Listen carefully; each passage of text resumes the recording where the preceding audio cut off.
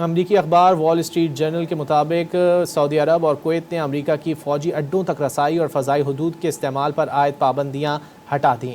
Report میں دعویٰ کیا گیا ہے کہ اڈوں اور فضائی حدود تک رسائی بحال کرنے کے فیصلے سے امریکہ کے لیے آبنائے ہرمز میں پھنسے بحری جہازوں کو نکالنے کے لیے آپریشن پروجیکٹ فریڈم دوبارہ شروع کرنے کی راہ ہموار ہو گئی۔ امریکی اور سعودی حکام نے بتایا ہے کہ یہ پابندیاں آپریشن پروجیکٹ فریڈم کے 3 روز پہلے آپریشن پروجیکٹ فریڈم کے آغاز پر لگائی گئی تھیں۔ وال اسٹریٹ جرنل ٹرمپ انتظامیہ اب بحری اور فضائی مدد کے ساتھ تجارتی جہازوں کی رہنمائی کے لیے آپریشن دوبارہ شروع کرنے کی کوشش کر رہی ہے، تاہم یہ واضح نہیں کہ آپریشن دوبارہ کب شروع ہوگا۔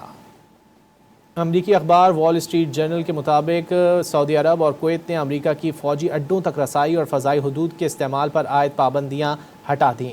رپورٹ میں دعویٰ کیا گیا ہے کہ اڈوں اور فضائی حدود تک رسائی بحال کرنے کے فیصلے سے امریکہ کے لیے آبنائے ہرمز میں پھنسے بحری جہازوں کو نکالنے کے لیے آپریشن پروجیکٹ فریڈم دوبارہ شروع کرنے کی راہ ہموار ہو گئی۔ امریکی اور سعودی حکام نے بتایا ہے کہ یہ پابندیاں آپریشن پروجیکٹ فریڈم کے 3 روز پہلے آپریشن پروجیکٹ فریڈم کے آغاز پر لگائی گئی تھیں۔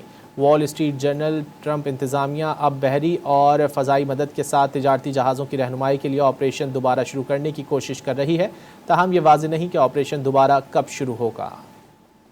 امریکی اخبار وال اسٹریٹ جرنل کے مطابق سعودی عرب اور کویت نے امریکہ کی فوجی اڈوں تک رسائی اور فضائی حدود کے استعمال پر عائد پابندیاں ہٹا دیں۔ رپورٹ میں دعویٰ کیا گیا ہے کہ اڈوں اور فضائی حدود تک رسائی بحال کرنے کے فیصلے سے امریکہ کے لیے آبنائے ہرمز میں پھنسے بحری جہازوں کو نکالنے کے لیے آپریشن پروجیکٹ فریڈم دوبارہ شروع کرنے کی راہ ہموار ہو گئی۔ امریکی اور سعودی حکام نے بتایا ہے کہ یہ پابندیاں آپریشن پروجیکٹ فریڈم کے 3 روز پہلے آپریشن پروجیکٹ فریڈم کے آغاز پر لگائی گئی تھیں۔ وال اسٹریٹ جرنل ٹرمپ انتظامیہ اب بحری اور فضائی مدد کے ساتھ تجارتی جہازوں کی رہنمائی کے لیے آپریشن دوبارہ شروع کرنے کی کوشش کر رہی ہے، تاہم یہ واضح نہیں کہ آپریشن دوبارہ کب شروع ہوگا۔ امریکی اخبار وال اسٹریٹ جرنل کے مطابق سعودی عرب اور کویت نے امریکہ کی فوجی اڈوں تک رسائی اور فضائی حدود کے استعمال پر عائد پابندیاں ہٹا دیں۔ رپورٹ میں دعویٰ کیا گیا ہے کہ اڈوں اور فضائی حدود تک رسائی بحال کرنے کے فیصلے سے امریکہ کے لیے آبنائے ہرمز میں پھنسے بحری جہازوں کو نکالنے کے لیے آپریشن پروجیکٹ فریڈم دوبارہ شروع کرنے کی راہ ہموار ہو گئی۔ امریکی اور سعودی حکام نے بتایا ہے کہ یہ پابندیاں آپریشن پروجیکٹ فریڈم کے 3 روز پہلے آپریشن پروجیکٹ فریڈم کے آغاز پر لگائی گئی تھیں۔